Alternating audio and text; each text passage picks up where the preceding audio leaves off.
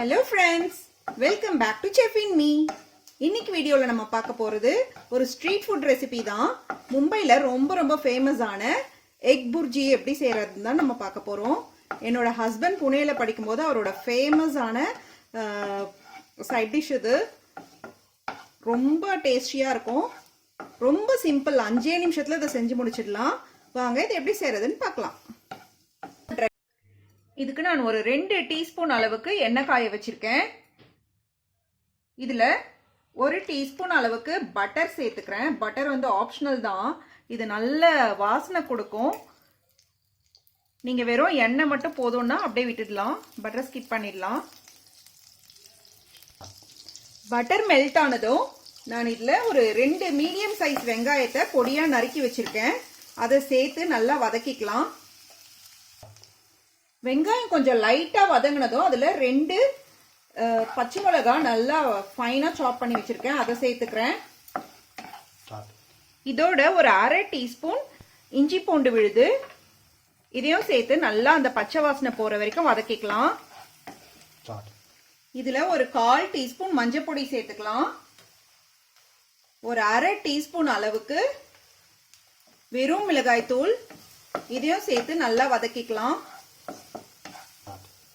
இப்போ இதுல ஒரு பெரிய சைஸ் தக்காளியை நல்லா பொடியா நறுக்கி வச்சிருக்கேன், அதை சேர்த்துக்கலாம். இப்போ தேவையான அளவு உப்பு சேர்த்துக்கிட்டா தக்காளி சீக்கிரமா வதங்கிடும். அந்த மும்பை ஸ்ட்ரீட் ஸ்டைல்ல புர்ஜில பாத்தீங்கன்னா கண்டிப்பா பாவ் பாஜி மசாலா சேர்ப்பாங்க. என்னோட பாவ் பாஜி மசாலா வந்து டேட் எக்ஸ்பயர் ஆயிட்டு இருந்தது, அதனால நான் அந்த மேகில ஒரு மசாலா வருது, டேஸ்ட் மேக்கர் மசாலா, அதை ஆட் பண்ணிக்கிறேன். அது இல்லைன்னா நீங்க கரம் மசாலா ஆட் பண்ணலாம், இல்லைன்னா இதை மிளகாய் தூளோட விட்டுடலாம். இப்போ தக்காளி நல்லா மஷி ஆயிருச்சு. நான் இதுல ஒரு 3 முட்டைய நல்லா அடிச்சு வச்சிருக்கேன், இதை ஆட் பண்ணிக்கலாம்.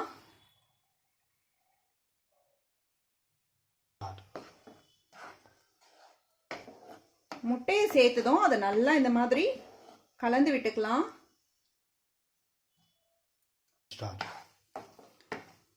இந்த மாதிரி அப்பப்போ ஒரு நிமிஷத்துக்கு ஒரு முறை கலந்து விட்டுக்கிட்டே இருக்கணும்.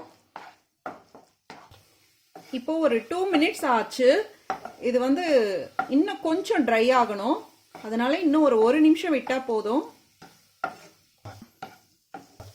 இப்போ ஒரு 3 மினிட்ஸ் ஆயிடுச்சு, இது நல்லா ட்ரை ஆயிடுச்சு. இதுல ஒரு 1/4 டீஸ்பூன் அளவுக்கு பெப்பர் பவுடர் சேர்த்துக்கிறேன்.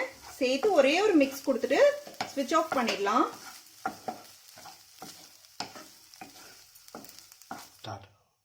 இது மேல கொஞ்சம் நறுக்குன கொத்தமல்லி தழையை ஆட் பண்ணிக்கலாம். அவ்வளோதான் ஃப்ரெண்ட்ஸ், நம்மளோட மும்பை ஸ்டைல் எக் புர்ஜி 5 மினிட்ஸில் சூப்பராக ரெடி ஆயிடுச்சு. இது சப்பாத்தி, பிரெட்டு எல்லாத்துக்குமே நல்லாயிருக்கும். இதை ஸ்டஃப் பண்ணி நம்ம எக் ரோல் கூட செய்யலாம்.